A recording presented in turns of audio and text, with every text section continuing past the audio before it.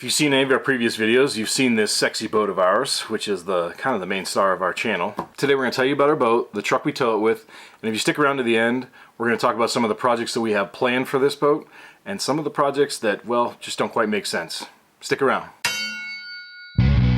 Our boat is a 1991 Hurricane Sundeck 205. Hurricane is a subsidiary of Polaris Industries, which, as you know, Polaris makes just about everything that has a motor, whether it be motorcycles, three-wheel machines, four-wheel machines, all of that. They make all the stuff. Previously, though, Hurricane was under the Godfrey Marine Group.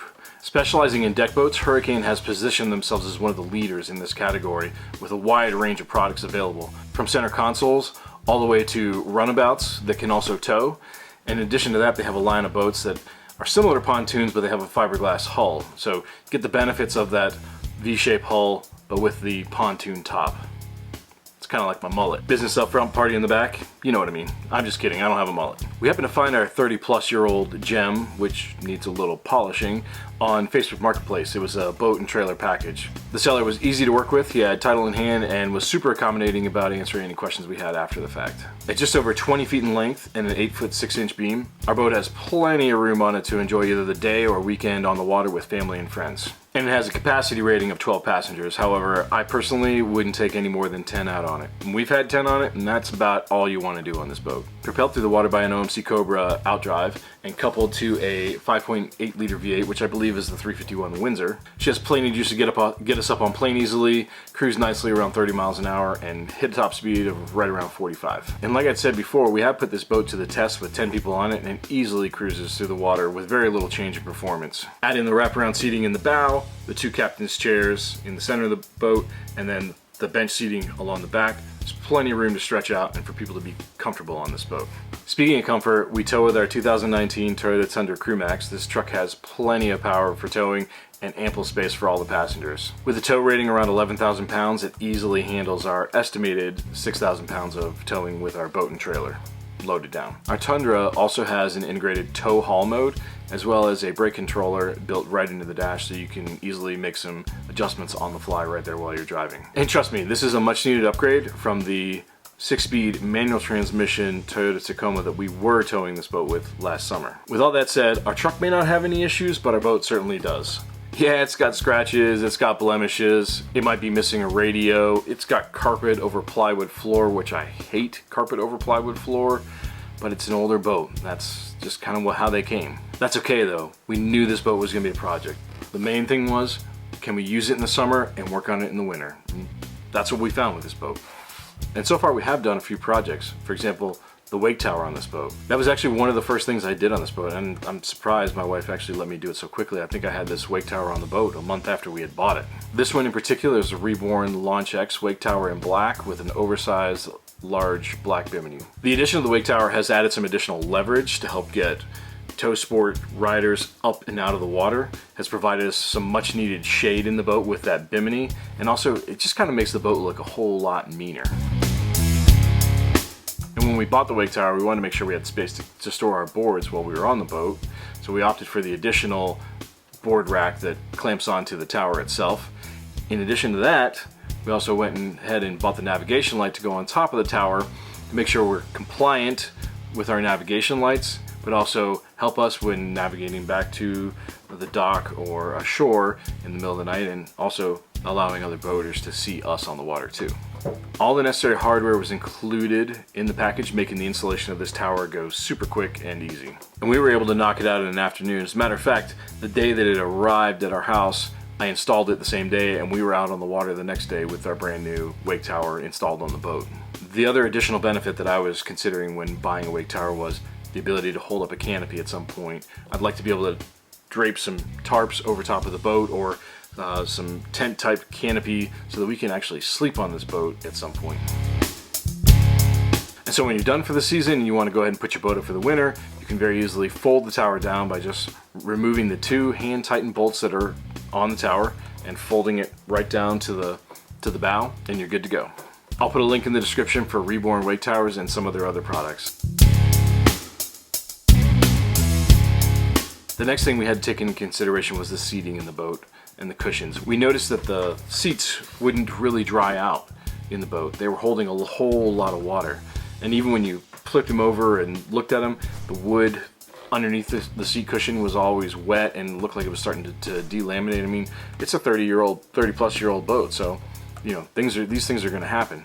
So we decided to take on the upholstery ourselves very slowly. As you can see, it's not done yet. It's not great. It's very one-dimensional. There's not a whole lot of character, not a whole lot of detail in these seats. That's okay. There's 3 things we're trying to accomplish when we're thinking about reupholstering our boat. 1, our seats needed to be dry. And in order to keep them dry, they need to be easy to take out of the boat, to clean, and to put back in the boat. Number 2, they need to be durable. We're taking this boat out to boating campsites. We're loading gear in and out of it. We've got kids and people crawling over the bow in and out constantly, stepping on the cushions with sandy feet and wet butts and all this stuff going on. So we didn't want there to be a lot of stitched seams where water could, 1, seep into the foam, or be a place where they could eventually pull apart. Number 3, and most importantly, they just need to be affordable. We didn't want to spend a ton of money on doing something that was just going to get ruined anyway at some point. So we decided to take this project on ourselves, find affordable products, and see what we could learn in the process. So we picked up a tan roll and a carbon fiber roll of vinyl off of Amazon.com, and then through scouring the internet, we actually came across a great website called Sailrite. I think it's sailrite.com.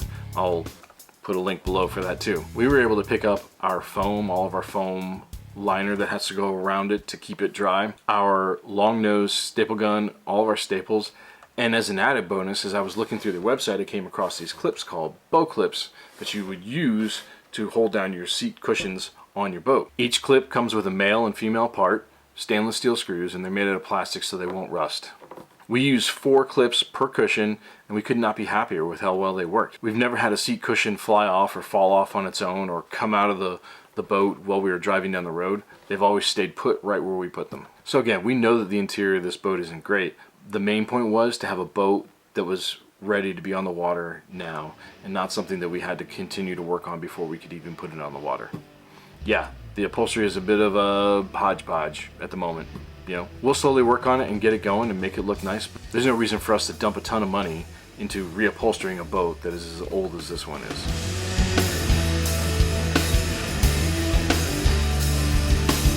And those are the 2 biggest things that we've done so far to make this boat our own. Aside from general maintenance like oil changes and changing out water pumps on the lower unit and changing the oil on the boat or winterizing it, there's so much more that we'd like to do, but we'd have to weigh it out. This boat is not our forever boat, but it is our right now boat. Sometimes you gotta sit back and you gotta ask yourself, how much are you willing to spend on this? How much are we willing to invest in this asset that is not going to appreciate? As we all know, deck boats that are 30+ years old are not exactly a hot commodity. For one moment though, let's just say it's a perfect world and you could do anything you wanted to on your boat. And I'm asking you, the people watching, what would you do on your boat? What projects have you already done, and which projects have been your favorite so far?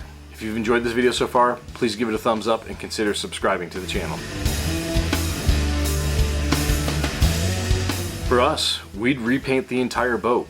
I'd probably have custom canopies made for trailering and one for on the water. I'd also probably install a premium sound system on the boat. I'd also redo the dash and completely change the layout of the seating in the back half of the boat. I'd also probably put a new motor in it, because God knows at some point that 30-year-old V8 is probably going to bite the dust, and that's not going to be cheap.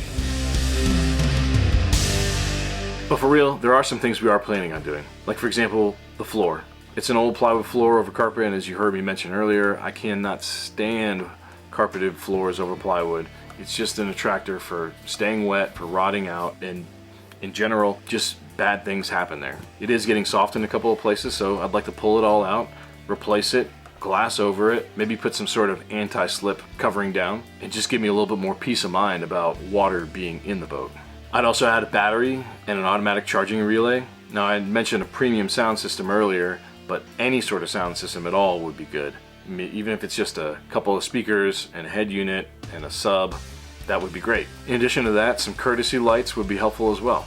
So I'd probably get a new trailer. The trailer for this boat is in pretty rough shape, and it definitely needs to be replaced. Like we said in the thumbnail of this video, we love our boat. Yeah, it's a bit of a train wreck, but it's lake ready. It can carry as many people as we need to, and we're not super concerned about the little nicks and scratches that are going to happen to the boat over the years of usage. Before you go though, do me a favor, comment down below Tell us what kind of boat you have or you're looking to buy, what projects you might have planned for your boat if you currently do own one. We want to hear from you guys and the adventures you intend to take your boat on. And if you found some valuable content in this video today, do us a favor, go ahead and get subscribed to our channel. It's a huge help and it goes a long way in helping us grow and be able to bring you more videos like this one and some of the projects that we are going to be doing later on this boat. Also, take a minute, peruse through the rest of our channel, and check out some of these other videos. Thanks.